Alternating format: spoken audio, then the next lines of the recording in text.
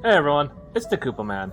The Marvel Cinematic Universe, or MCU for short. Where did it possibly go wrong? Lately, after the release of Avengers Endgame, and even a bit before that, it seems like Marvel Studios have been tripping over their own feet over and over and over again. Like they have no sense of direction or purpose in the movies they make anymore. To make matters worse, they seem to have gone up their own ass due to the success of what came before, to the point they no longer even remotely care about the source material. It's at a point where in the latest Deadpool movie, Deadpool and Wolverine, they reassigned the Marvel Cinematic Universe timeline as 616, which was the designation for the main canon comics timeline, as well as calling it the Sacred Timeline. That is the most masturbatory bullshit ever put to film, but it's also a perfect representation of the sheer hubris that is running Marvel Studios. And you know what they say, pride goeth before a fall. It cannot be denied. The latest MCU movies are not only losing money, but they aren't getting nearly as much universal praise as they used to, and yet they still use them as the flagship of the brand. It's at a point where the company sort of neglects or ignores anything they don't own the film rights to. For example, the latest Marvel vs. Capcom game, Marvel vs. Capcom Infinite, had its story based on the Infinity Saga of the MCU movies, with the Marvel cast being a reflection of that, and in doing so they cut out a lot of characters that weren't in those movies, such as all of the X-Men characters. This is a slap in the face, as the series never would have happened if Capcom didn't make X-Men Children of the Atom at the start of the entire series, something the latest game collection even confirms. Even the comics get editorial edicts to push mutants and the Fantastic Four into the sidelines to promote things like Captain Marvel and the Inhumans. Granted, I'm not that much of a Carol Danvers hater as I once was, but the push to get rid of mutants and replace them with Inhumans because Marvel Studios didn't own the X-Men rights was just outright pettiness. And to make matters worse, the X-Men didn't even get a major storyline until the Fox purchase, where writers were allowed to do the Krakoa era. The problem is quite simple. The current people running the Marvel brand, Disney, lost sight of why the movies were made to begin with. They were never supposed to supplant or replace the comics. Quite the opposite. The movies were supposed to be a big budget advertisement of the comic books, the same way that every comic book movie was before it. And then, everything changed when the Avengers broke box office records. After that point, they lost sight of what their original purpose was and doubled down on a cinematic universe push. The actual content of what they were supposed to be adapting be damned. And because of that, it drove the people in charge to become petty, resentful, and spiteful of any brand they couldn't immediately package into a Marvel Cinematic movie. Hence the X-Men, the Fantastic Four, and the Incredible Hulk getting shafted. What's that? Hulk is still part of the setting? Well, when was his last solo movie, despite being one of the top 3 most recognized and important characters in the brand? I thought so.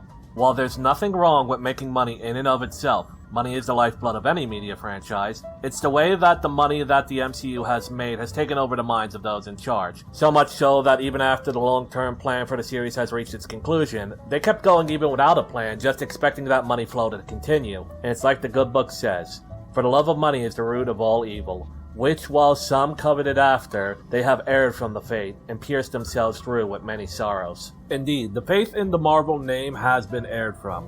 Before these movies were a thing, Marvel were the kings of comics. Everyone knew Spider-Man, the X-Men, Captain America, Hulk, Wolverine, and Venom. This was the whole reason movies revolving around these characters were even made to begin with. The MCU was not even the first time Captain America had a movie, or the second, or even the third. Granted, we don't talk about those. But when Marvel Studios began their Avengers project, things started to change. Even more so when Disney had acquired the brand just in time for Avengers 1 to release. The truth is, they inherited what they believed was a golden goose, and they tried to get it to lay more and more golden eggs. A regular cash cow, if you will. But unfortunately, they forgot there was far more to what they acquired than just box office record-breaking movies, and without those, there wouldn't be an Avengers movie to begin with. Comic book movies are, at the end of the day, adaptations of comic books. From brass tacks adaptations like the Christopher Reeve Superman movies, to more deliberate nods and references to specific storylines like Sam Raimi's Spider-Man trilogy referencing the Green Goblin saga, the Alien Suit, and Spider-Man No More. The problem is Disney didn't buy Marvel because they respected it. They bought it because they needed a young and teen male demographic, which they are currently chasing away with DEI and bridge initiatives in said same brand. How ironic. But the point is, they didn't have any reason to care. The fact that the Avengers was such a success was a complete accident, but because it happened, they wanted more. To the point they started giving overhead demands of the brand that they wouldn't have touched otherwise to specifically be a promotion engine for the movies, and that came with its fair share of detriments. I listed the issues involving the X-Men being removed from the Marvel vs. Capcom series, as well as the editorial mandate to have Inhumans take their role in the comics, as that was a brand which Marvel Studios could monetize solely, but there were other issues. The all-new, all-different era was by and large an executive-led push to introduce diversity into the comics that could then be monetized later on down the line in the movies. This came in the form of the new Miss Marvel, Kamala Khan, Carol Danvers' belated promotion to Captain, a black girl replacing Iron Man in Riri Williams, and the push of the far-left character America Chavez, all four becoming parts of underwhelming Marvel movies. Well, America was really watered down in the MCU relative to what we see in the comics, and Kamala's actress looks nothing like her, but the seeds were still planted. There's even reason to believe Jane Foster becoming Thor was purely because Natalie Portman was complaining behind the scenes about not being paid as much as Robert Downey Jr., Chris Evans, or Ted Danson. 13,000? Yeah. 13,000. A piece? No, for both. That's insulting.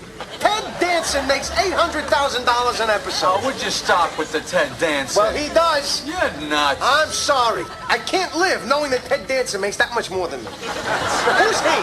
He's somebody. What about me? You're nobody. Why him? Why not me? He's good. You're not. I'm better than him. You're worse. Much worse. This was also the initiative that gave us Spider-Gwen and Miles Morales pushed majorly in the comics, which translated to them being pushed into Sony content later on. Granted, Sony being what it is, they probably will have done that on their own. While that doesn't directly benefit Marvel's movie brands, they were able to make a deal with Sony Pictures on Spider-Man that we still don't know the full details of. And it's likely part of the deal that includes some kickbacks from Sony if certain things get pushed. Like Spider-Obama. Yes, that's right, Spider-Obama.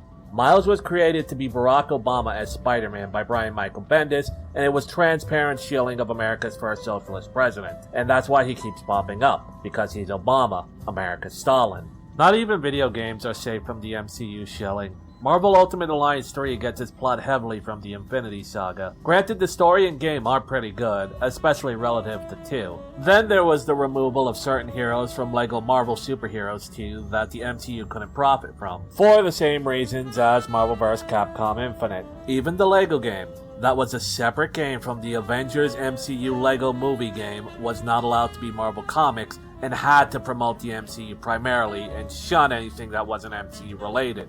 The thing that spares Spider-Man from these pushes is, well, it'd be like if they did the same thing with DC Comics and tried to remove Superman. It just isn't gonna happen. Spider-Man is sort of the brand mascot and has that kind of power and sway. Speaking of DC Comics, however, let's do a quick comparison, starting with the Zack Snyderverse. Now, as much as I loathe Zack Snyder and his arrogant bullshit and his closet homosexuality, I have to admit the darker tones of the DC Extended Universe was not entirely his fault.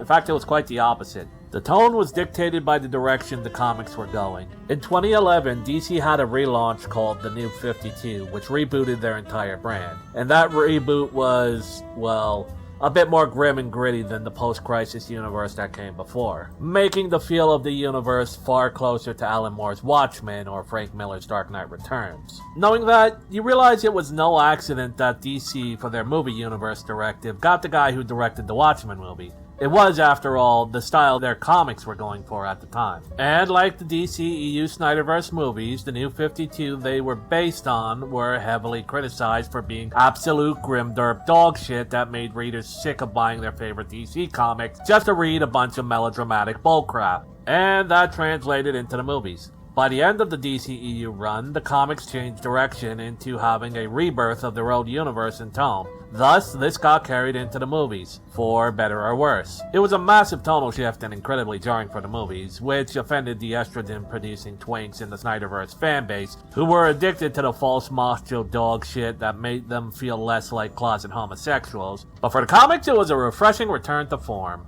This also went for the DC animated movies, as well as most other adaptations. They would reflect the comic books ultimately, most of the time, Floyd Lawton's race swap in the Suicide Squad game to match Will Smith in the movie aside, DC has always put its comics and characters first and foremost in any adaptation. They are proud to be comic books. It's a direction that is looking to continue with the new James Gunn project as well. And it was what made the Matt Reeves Batman universe as good as it was. It stayed faithful to what it was adapting. Meanwhile, Marvel's future direction is very much up in the air right now. Between the audience and critical rejection of most of what they have to offer, the changing of priorities from movies to streaming series and then back to movies again, and the fact that they have no overall direction since Endgame, it's likely that the Marvel movies now have a very limited shelf life.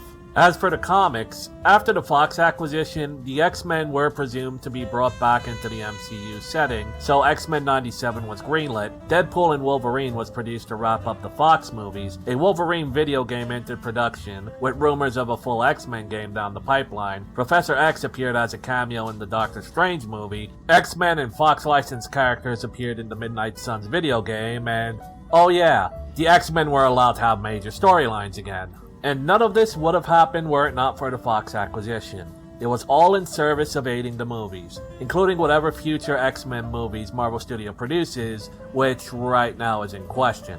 It's been clear for a while what Marvel's priorities as a brand are: movies. They have abandoned their identity for the sake of going Hollywood and making Disney richer, and in doing so, they are actually losing their relevance as a brand, making people resent both Marvel and Disney. Unless there is a push to put the comics first, this is not going to change. But that isn't likely to happen unless the MCU fails completely, which might not be all that long to wait for. This is painful for fans of Marvel who just want to have good comics while being told to go see these movies. Marvel used to be the house of ideas, and now they're the house of movies, which have very few ideas and haven't had any since Avengers Endgame. And that's just the sad truth of it. I don't want Marvel to fail like this. I want them to succeed and produce good storylines with great characters. And if that means killing off the MCU in order to get it, it's a price I'm willing to pay. And if you don't wish to pay that price, you need to reevaluate your relationship with the brand. Are you a fan of Marvel, or just the idea of Marvel the movies presents? Think about it. Anyway, this has been the Koopa Man. If you like this video, please leave a like and comment as it helps me with the algorithm. If you have any other gripes about the direction that the MCU or Marvel as a brand is going, please discuss them in the comments. And until next time, game on.